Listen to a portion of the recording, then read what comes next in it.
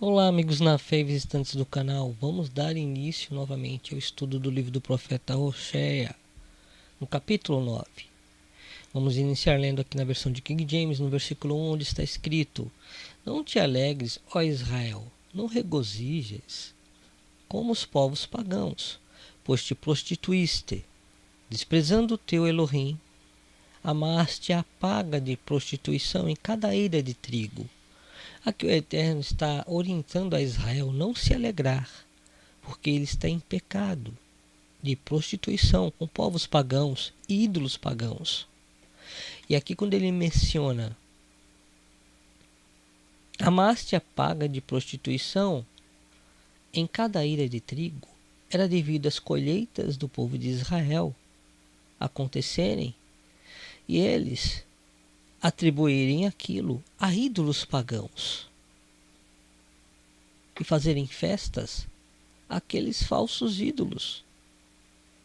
Por isso o Eterno os orienta a não se alegrar, porque eles não estavam atribuindo aquela colheita ou fazendo aquela festa.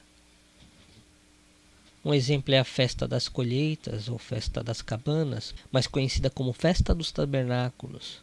Eles não estavam executando essas festas ao Criador, mas a ídolos pagãos. Estavam misturando as coisas. E no versículo 2 temos: a eira e o lagar não vos sustentarão, e o vinho novo lhes faltará. Aqui temos um sentido literal, que aquela terra ficaria estéril, por eles não darem a glória ao Criador por suas colheitas, e sim a ídolos pagãos. Porém aqui, na segunda parte, o vinho novo lhes faltará. Aqui temos também um sentido espiritual, apontando para a segunda aliança. O sangue do Cordeiro, que representa o vinho novo. E muitos até hoje, da casa de Israel e da casa de Judá, não reconhecem o nosso amado Salvador como o Messias esperado das Escrituras. Por isso não possuem o vinho novo.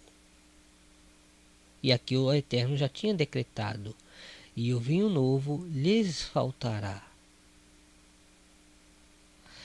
E no versículo 3 temos: na terra de Iarro não permanecerão, mas Efraim tornará ao Egito, e na Assíria comerá alimento impuro. Porque Jerusalém é a casa de Israel, e todas as terras das tribos de Israel são pertencentes ao Eterno. E por terem profanado aquela terra com ídolos pagãos e atribuído glória a esses ídolos, o Eterno decreta que eles não permaneceriam mais naquela terra. Mas Efraim tornará ao Egito, e na Assíria comerá alimento impuro, porque os pagãos não tinham a dieta do povo de Israel. Quanto aos alimentos, comiam de tudo, carne de porco, entre outros. E no versículo 4 temos: não derramarão libações, ofertas de vinho a Iarro, tampouco os seus sacrifícios lhes serão agradáveis. Seu pão será como o pão dos pranteadores. Todos os que deles se alimentam tornam-se imundos, porquanto esse pão será exclusivamente para eles, e não entrará na casa de Iarro, o templo do Eu Sou. Aqui o Eterno fala que eles comeriam pão dos pranteadores. Esses pranteadores eram aqueles que tocavam corpos mortos de pessoas ou defuntos. E na lei, na Torá, na instrução do Eterno, o judeu não poderia tocar em um corpo morto, senão ele se tornaria impuro se estivesse nos dias das festas do Eterno, nos dias das festas solenes. Por isso que aqui no início do versículo 4 temos: não derramarão libações, ofertas de vinho a Iarro,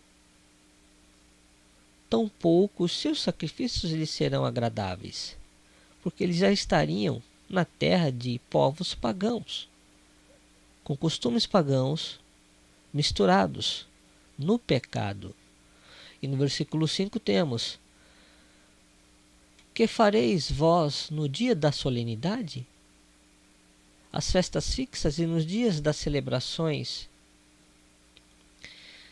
e nos dias de celebrações a Yahweh, vejam que aqui o Eterno lembra das suas festas que possuem significado tanto literal como espiritual.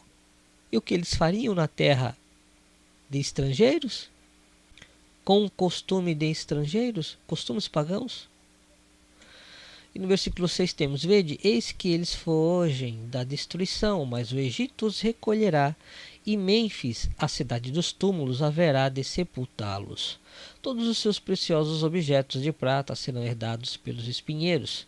Os cardos cobrirão totalmente as suas tendas. Aqui temos que, devido à opressão do povo da Síria, eles recorreriam ao Egito. O Ninho Eterno tem decretado aqui que Mênfis, uma cidade egípcia, uma cidade de túmulos, haveria de sepultá-los. Ali onde existiam pirâmides, eles acabariam de ser consumidos pelo Egito e mortos ali mesmo e sepultados. E no versículo 7 temos: os dias do castigo estão muito próximos. Chegaram os dias de Shilém, retribuição, que todo Israel saiba, por serem tantos os vossos pecados e transgressões. E tão grande é a vossa malignidade. O profeta é considerado um tolo, e o homem inspirado por Elohim, pelo Criador, um insensato varrido. Vejam que depois de tantos alertas para que o povo se arrependesse, eles consideravam o profeta como um tolo, como um louco.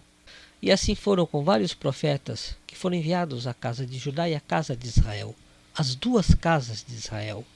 E todo homem inspirado pelo Eterno era considerado um insensato varrido, um louco varrido. E por essa causa o Eterno os julgou e não escaparam do juízo dele. E no versículo 9 temos: o profeta sob a direção de Elohim é a sentinela que vigia Efraim, que vigiava a casa de Israel. Estava atento a tudo que faziam. Contudo, laços o aguardam em todas as suas veredas, e a hostilidade na casa de Elohim, o templo do seu Criador. Vejam que aqui o Eterno dá uma descrição do profeta, de como ele é o instrumento do Criador, e também a situação que ficaria o povo da casa de Israel. Aqui temos o profeta sob a direção do Eterno, o profeta sob a direção de Elohim. É a sentinela, a segurança, o vigia da casa de Israel, que vigia Efraim. Contudo, laços o aguardam em todas as suas veredas, e a hostilidade na casa do seu Criador. Essa hostilidade é para o povo da casa de Israel, que estavam em pecado e não poderiam mais servir no templo do seu Elohim. E no versículo 9 temos: eles se deixaram corromper profundamente, como nos dias de Gibeá, e Elohim se lembrará de todos os atos malignos do seu povo e os castigará por seus pecados. Aqui temos que essa cidade de Gibeá, aqui da Strong temos Gibeá, que quer dizer monte. Era uma cidade no distrito montanhoso de Judá, terra natal do rei Shaul, na cidade de Benjamim. Essa cidade de Gibeá era uma cidade tida como uma cidade de vergonha ou vergonhosa, de pecados alheios. Temos exemplo no livro de Juízes. Vamos aqui abrir uma outra aba.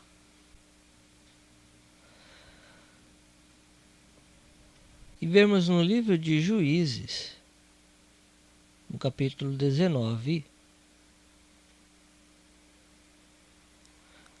livro de Juízes, capítulo 19, no versículo 25, onde temos: no entanto, aquelas pessoas não quiseram vi-lo. Então o levita pegou sua concubina e a entregou. Eles a violentaram e abusaram dela a noite toda. De madrugada a abandonaram. É só ver o capítulo 19 inteiro. que verão a descrição mais detalhada desse incidente. E assim, a cidade de Gibeá, ela ficou como uma cidade conhecida por vergonhas, pecados contra o Criador e crimes hediondos. E no versículo 10 temos: quando encontrei Israel, fiquei tão alegre como quem acha uvas no deserto. Quando vi os vossos antepassados, foi como contemplar os primeiros frutos de uma figueira. Entretanto, quando eles chegaram a Baal-Peor, Deus do Monte Peor, ídolo do Monte Peor, consagraram-se àquele ídolo ignóbil, desonroso, e se tornaram tão abomináveis quanto aquilo que amaram. Aqui temos a semelhança do povo de Israel no deserto, o cativo, na terra do Egito, e saindo de lá, como uvas no deserto. E é difícil brotar uvas no deserto. E assim o Eterno se alegrou com o povo de Israel. Porém, logo depois eles pecaram novamente. E aqui temos a descrição quando chegaram a Baal-Peor. Como temos aqui na Strong uma divindade adorada na cidade de Peor, com ritos lascivos, e assim também caiu a casa de Israel. E nesse mesmo local, conhecido também como Monte Peor, onde eles adoraram a esse Baal Peor, eles outrora, no tempo ainda de Moisés, caíram em pecado espiritual e sexual naquele local. Por isso também é uma cidade de pecados. Então vejam, quando o Eterno se alegrava com eles, logo depois eles caíam em pecado novamente. E no versículo 11 temos: quanto a Efraim, a sua glória voará como um pássaro que foge assustado. Não haverá nascimento, nem gravidez, tampouco concepção. Ainda que venham criar seus filhos, eu mesmo os privarei da companhia deles, a fim de que não lhes reste mais ninguém. Ai do povo quando eu me afastar de Efraim, porque eles se perderam e foram acabados até com a sua prole em outras terras. No versículo 13 temos: eis que observei Efraim plantando num lugar aprazível como Tiro. No entanto, Efraim entregará seus filhos nas mãos do matador. Yarro, que darás a esse povo? Que darás a esse povo? Dá-lhes ventres que abortem e seios secos que não possam amamentar. Aqui temos o profeta Oséias, ou Roshea, clamando pela justiça do Eterno, pois ele estava entendendo que a melhor coisa a se fazer era que o Eterno os punisse e aplicasse a sua justiça. E aqui ele roga ao Pai, Criador: que darás a esse povo que não possam amamentar? Aqui ele tinha entendido tudo que o Eterno estava revelando para que o povo se arrependesse, porém não havia arrependimento, como vimos em outros capítulos.